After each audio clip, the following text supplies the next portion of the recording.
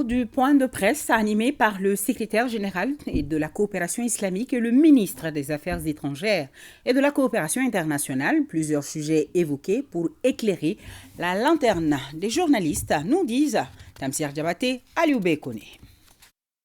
Le secrétaire général de l'Organisation de la coopération islamique, le ministre des Affaires étrangères et de la coopération internationale pour s'imprégner davantage de la situation socio-économique, politique et sécuritaire du Mali. L'hôte du jour a d'abord eu un tête-à-tête avec le patron de la diplomatie malienne, Abdoulaye Diop. Cet entretien, qui n'a duré que 45 minutes, a été suivi d'une séance de travail entre la délégation de l'OCI et le ministère des Affaires étrangères et de la coopération internationale. Cette séance de travail a permis au nouveau secrétaire général de mieux comprendre la crise que traverse le Mali et de réfléchir d'ores et déjà aux pistes de solutions pour un Mali stable.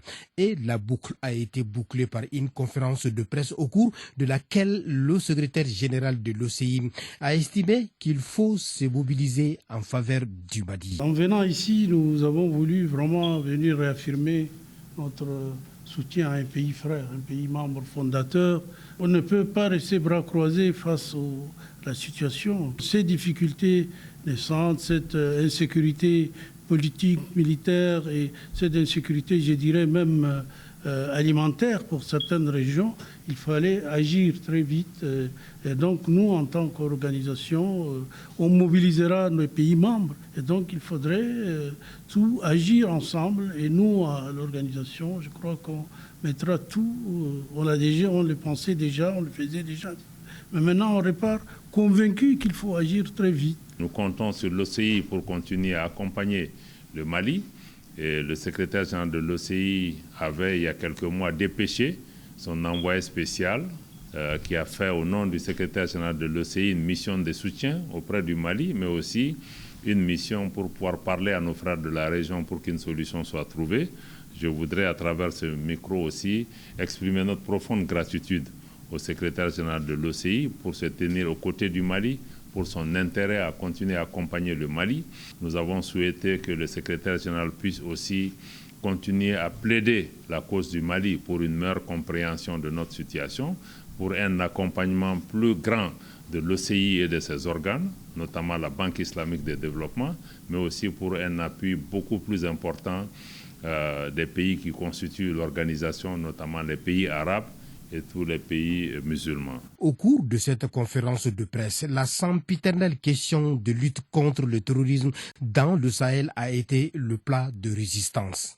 Vous savez qu'il y a eu des efforts importants par l'État malien en termes d'investissement financier, d'investissement en équipement de matériel, d'investissement en ressources humaines, mais aussi des réorganisations opérationnelles et stratégiques de nos forces où il y a des opérations de grande envergure qui sont en cours, qui ont permis de déstructurer ces réseaux. Beaucoup de populations déplacées ont pu regagner leur foyer.